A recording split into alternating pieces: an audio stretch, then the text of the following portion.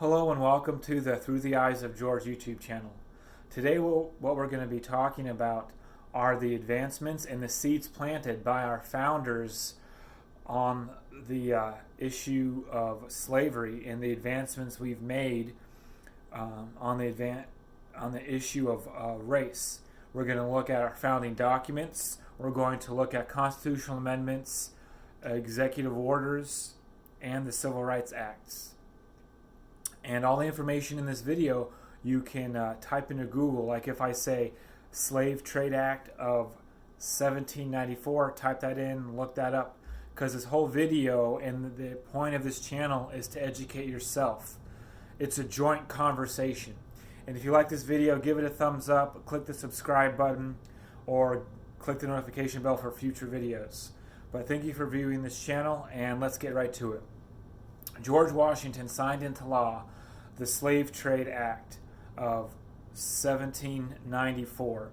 What this did is this limited participation of importation of slaves into America.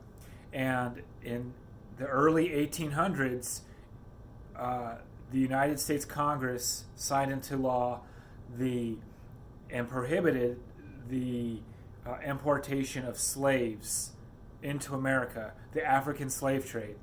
And some people say, well, why didn't the founders do this right away at the founding of our country while they were making the Constitution and the Declaration of Independence? Well, there are some states, particularly Georgia and South Carolina, where they didn't want to budge on this issue of slavery. And they would not have signed the Constitution, and they would not have signed the Declaration of Independence. And George Washington knew that he had to set the tone and plant the seeds for the eventual gradual abolishment of slavery. Now, if the founders didn't compromise on this one issue and they tackled this right away at the infancy of our country, we very well may not have had a country. And slavery very well may have lasted into the 19th, 20th, and 21st centuries. For example, in the Constitution, we have the 3/5 compromise. That's not talking about 3/5 of a physical person, but it's talking about representation of people in Congress. Now, if the northern states and the southern states didn't compromise on this issue, again, we very well may not have had a country, and slavery very well may have lasted into the 20th and 21st century. We may have well have had a civil war later, like in the 1900s.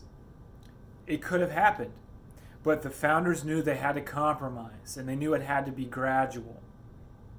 So, let's look at the Declaration of Independence.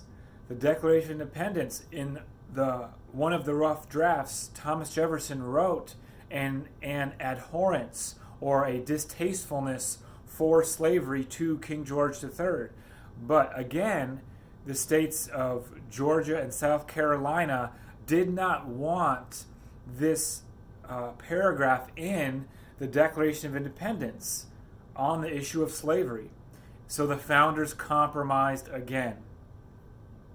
Now, moving on to the Civil Rights Acts in the year 1866, April 9th to be exact. That Civil Rights Act is about all citizens are protected under the law. In the Civil Rights Act of 1871, it prohibits violence against blacks during the Reconstruction time. Now, this was because evil anti-American organizations, you could say anti-George Washington organizations like the Ku Klux Klan, were giving violence towards, or they were committing violence, that's what I'm looking for, they were committing violence against blacks for one reason or another. Probably because they're mentally insane. That's what I would say. But the next Civil Rights Act, which I think is very important, one of the most important, in the year 1875, it gave all citizens equal treatment in public accommodations, transportation, and jury service. But in the year 1883, the Supreme Court stupidly ruled that this Civil Rights Act was unconstitutional, which led way for the Jim Crow laws, which were bad for America. So, in the year 1957, the Civil Rights Act of 1957, it empowered federal prosecutors to obtain court injunctions against interference with the right to vote. These are my notes here, by the way, so I can stay on topic and stay focused. In the Civil Rights Act of 1960, which established federal inspection of local voter registration polls, and introduced penalties for anyone who obstructed someone in attempting their registering to vote. This act, along with others, strengthened the Civil Rights Act of 1875 and 1871 and all that would precede.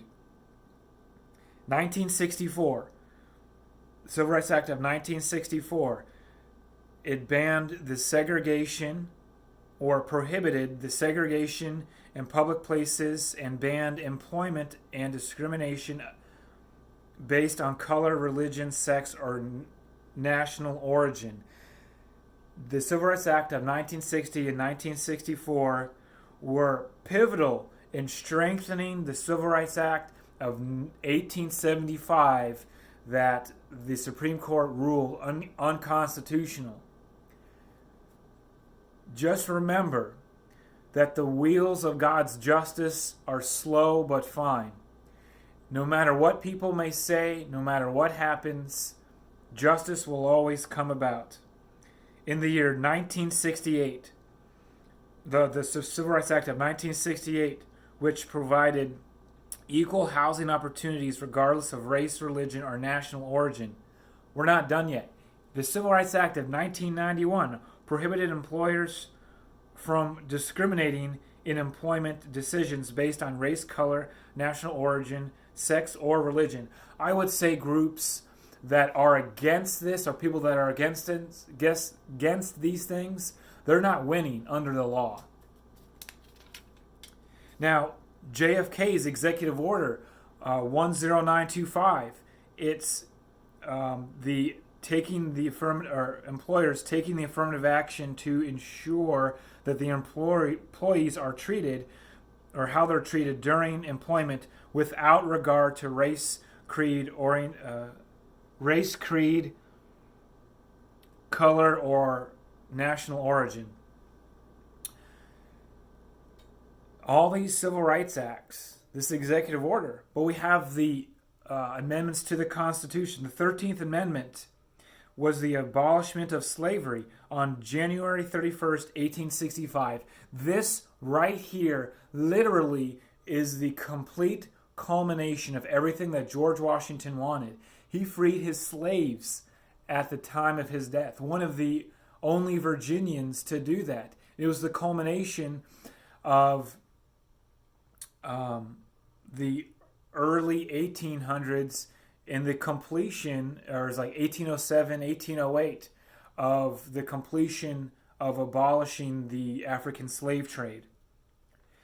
The 14th Amendment, in the year 1868, it gave citizenship to all persons born or naturalized in the United States, meaning that this is in the aspect of the slaves who were brought here with the slave trade, and they had children. Those children would be given citizenship.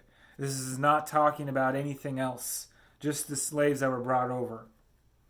In that context, I'm talking about in that context. The 15th Amendment, in the year 1870, it's the not denying a citizen the right to vote based on race, color, previous condition of servitude, giving people the right to vote. Now, all these things, and there's more, literally is the culmination of everything that George Washington wanted. When he was in the American Revolution, commanding the troops, when he was having those two tours of the colonies of the New England area and of the southern states, and while he was president, he saw just the complete immorality of slavery and of the discrimination of people just because you look different or you're a different color. He saw that, and this is literally exactly what he wanted. He didn't want a civil war, as sad as that sounds, but it happened. Moving on. Now, with all this being said, we also have a Smithsonian museum about African American history. We have great men like Martin Luther King Jr. and the things that he did.